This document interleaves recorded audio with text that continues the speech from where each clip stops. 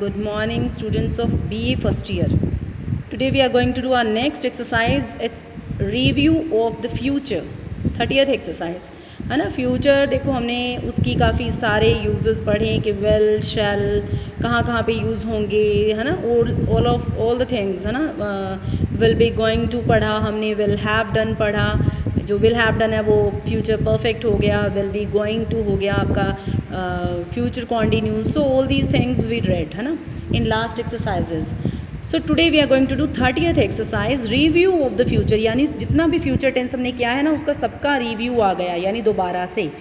बहुत अच्छी Oxford grammar है क्योंकि इसमें पहले तो एक टेंस को समझाया जाता है, फिर नेक्स्ट एक्सरसाइज में दो टेंसेस को कंपेयर किया जाता है, देन उसके बाद लास्ट में जब वो सीरीज़ ख़त्म हो जाती है तो एंड में फिर से रिव्यू किया जाता है. It's a very good thing, that's why Oxford grammar is my favourite book.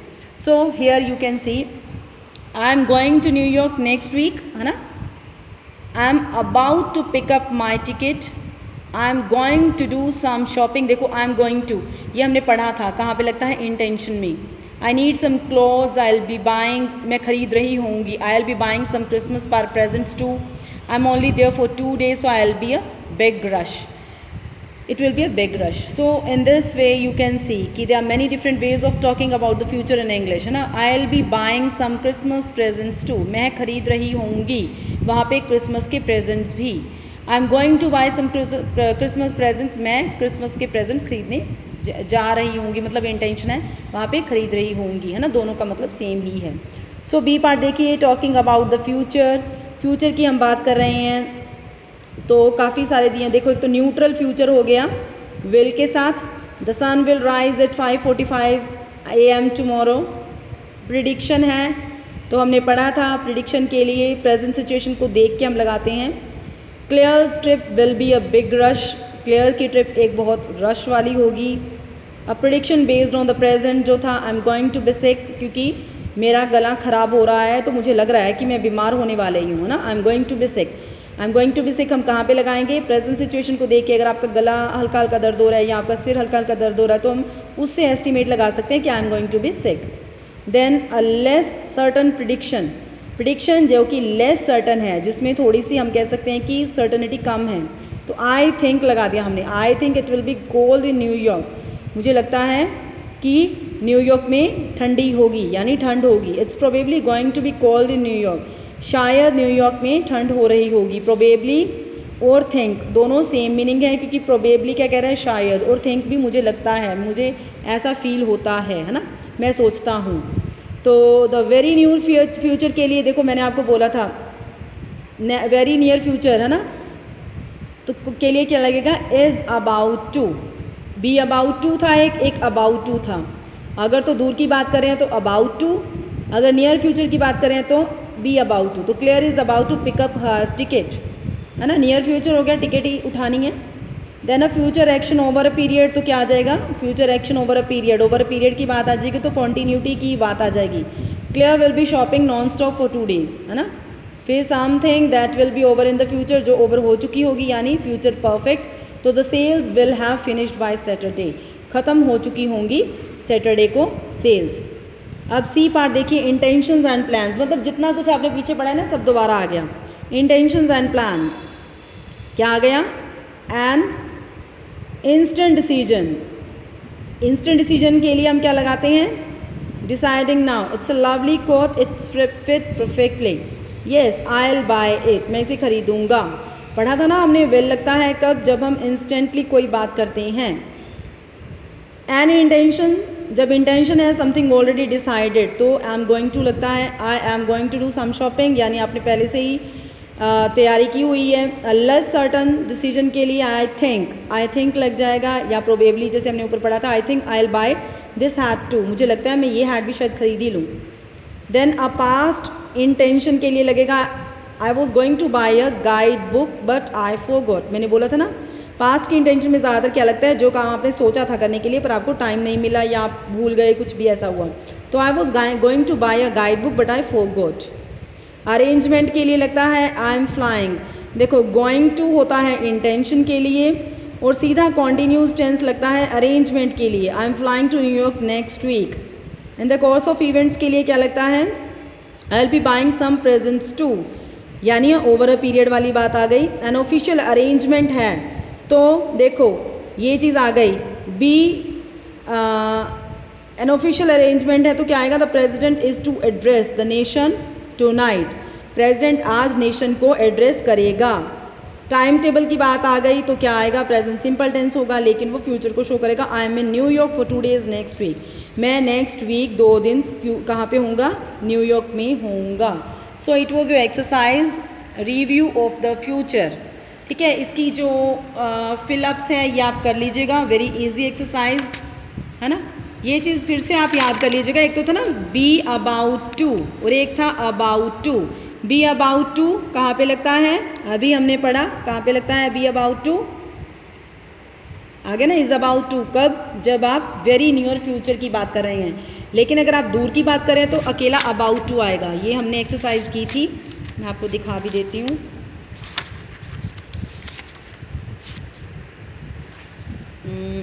Wait कीजिए, ये रहा, कौन सी एक्सरसाइज में बताया था मैंने, 26 में।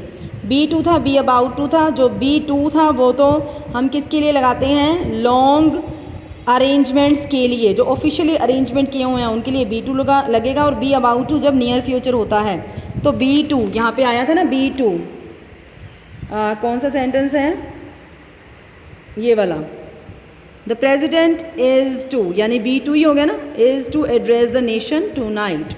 सो आप ये एक्सरसाइज कर लीजिएगा, 30th एक्सरसाइज। इसका टेस्ट पेपर 7 भी नहीं छोड़ना है। एक आप 31 एक्सरसाइज देख लीजिए, द वर्ब हैव। जो हैव है ना, इसका बहुत सारे यूजेस हैं। सबसे पहले देखिए ए, हैव एंड हैव गोट। पहली बात, जो हैव है और हैव गोट है दोनों का मीनिंग सेम है, लेकिन हैव है जो वो थोड़ा सा हम कह सकते हैं कि थोड़ा सा ज़्यादा फॉर्मल है और हैव गोट इनफॉर्मल है। सो हैव और हैव गोट की एग्जांपल देखिए। Have, we have 3 cats, Emma has toothache. Toothache क्या होता है, दांत का दर्द। Daniel doesn't have a car, Daniel के पास कार नहीं है। नेगेटिव बनेगा तो क्या बन जाएगा, डज लग जाएगा। पता है ना आपको कि डू डज, क्योंकि डैनियल सिंगुलर है सब्जेक्ट तो उसके साथ डज लगेगा। अगर दे होता तो they don't have a car बन जाता। So Daniel doesn't have a car. Do you have the address, yes I do. ये तो हैव के साथ बन गए। अब सेम हैव गोट के साथ बने हुए हैं लेकिन मीनिंग सेम है। वी हैव गोट 3 cats, वहाँ क्या था, we have 3 cats, we have got 3 cats। Emma has toothache, Vicky has got blue eyes. Daniel doesn't have a car, I have not got any money. Do you have the address, yes I do. Have you got a ticket, no I have not. तो दोनों का मतलब same है, बस have है वो थोड़ा सा वी कैन से कि बोथ वी कैन यूज़, लेकिन हैव आपका थोड़ा सा फॉर्मल है, but have got is more informal. Have क्या है, फॉर्मल है, हैव गोट क्या है, इनफॉर्मल है। बी पार्ट देखिए, प्रेजेंट टेंस सिंपल है। हैव के साथ बनाएंगे तो क्या बन जाएगा, आई यू वी, दे के साथ हैव लगेगा, ही शी इट के साथ हैज़ लगेगा। नेगेटिव कैसे बन जाएंगे, दे डोंट हैव। अगर आप प्रेजेंट की बात करें, प्रेजेंट में जब भी आप नेगेटिव लगाएंगे तो क्या बनेगा, डू आएगा, डू या फिर डज, डिपेंड करता है सब्जेक्ट पे। दे है प्लूरल है तो don't have, he she it singular है तो डजंट हैव। क्वेश्चन वाले में देखना पड़ेगा आपको, आपका सब्जेक्ट क्या है। सब्जेक्ट अगर प्लूरल है तो डू आगे आ जाएगा, अगर सिंगुलर है तो डज आगे आ जाएगा। ये मैंने आपको करा रखा है। वैसे ही पास्ट टेंस में है, हैड आ जाएगा, दे हैड, और वहाँ पे डू था या डज था, यहाँ पे क्या बन जाएगा, डिड नॉट, और क्वेश्चन वाले में डिड आगे आ जाएगा। सो इन दिस वे बन जाएंगे। और हैव गोट में क्या है, दे हैव गोट, ठीक है, या फिर इट हैज़ गोट। प्लूरल है तो दे के साथ हैव लगेगा, सिंगुलर है तो हैज़ लगेगा। और अगर आपने नेगेटिव बनाना है तो दे हैव नॉट गोट, वहाँ पे क्या था, दे डज नॉट हैव, यहाँ पे क्या आ जाएगा, they have not got. Have के साथ इकट्ठा नोट लग जाएगा फिर गोट आएगा। और वहाँ पे क्या था, दे डोंट, डू के साथ नोट लगेगा फिर आएगा हैव, दे डोंट हैव बाद में आएगा क्योंकि यहाँ पे हैव गोट इकट्ठा है। तो जो फर्स्ट वाला हैव है उसके साथ नोट लग जाएगा, have not got, it has not got, have I have they got या हैज़ इट गोट, इस तरह से बनेंगे। ठीक है, देन आपका आ गया सी पार्ट, एक्शन वर्ब। देखो हैव मैंने बोला था, I have my lunch around 1 o'clock। Have action के लिए भी लगता है, मैं अपना लंच करता हूँ 1 बजे के आसपास, या हैव अ चेयर, आप चेयर लीजिए, ये भी एक्शन हो गया। तो एक्शन के लिए भी हम हैव लगाते हैं, आई हैव अ शार, है ना।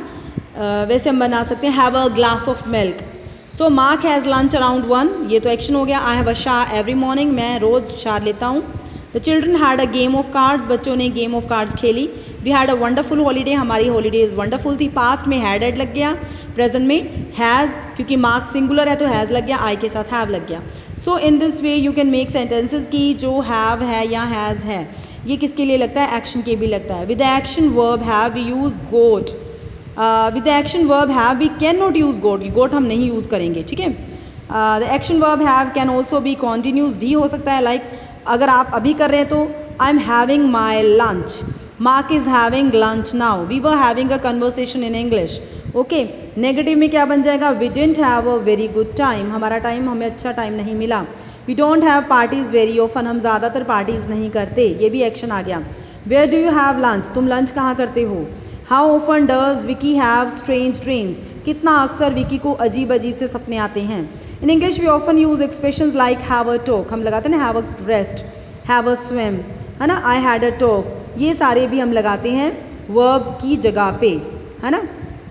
Shall we have a swim, क्या हम स्विम करने चलें, देखो शेल के लिए लग गया, शेल लग गया सजेशन के लिए, ये फ्यूचर वाले में हमने पढ़ा है। शेल वी गो आउटसाइड, क्या हम बाहर चलें, वो वाला तो वो सेंटेंस था, अब इसमें शेल भी आ गया और हैव भी आ गया, दोनों यूजेस बता रही हूँ मैं। Shall we have a swim, क्या हम स्विमिंग करने चलें। I usually have a rest in the afternoon, मैं आमतौर पे रेस्ट लेती हूँ दोपहर में। I had a talk with Daniel, मैंने डैनियल से बात की। वैसे ऐसे भी बन सकता है आई टॉक्ड विद डैनियल, मैंने डैनियल से बात की। I had a talk with Daniel, क्योंकि हम हैव का यूज़ पढ़ रहे हैं। Trevor and Laura are having an argument, Trevor and Laura इस वक्त क्या कर रहे हैं, लड़ रहे हैं। आर हैविंग एन आर्ग्यूमेंट इस वक्त, क्योंकि हैव के साथ आईएनजी लग गया तो कॉन्टिन्यूस टेंस हो गया। सो 31 एक्सरसाइज भी मैंने आपको साथ में करवा दी, क्योंकि 30th का सिर्फ रिव्यू ही था। तो होप स्टूडेंट्स आपको ये एक्सरसाइजेस समझ आ रही हैं। Oxford grammar is very interesting book and it can make your base, बना सकती है अगर आप सीरियसली इसको लें और इससे अपनी इंग्लिश को सीखने की कोशिश करें। Thank you students, thank you very much.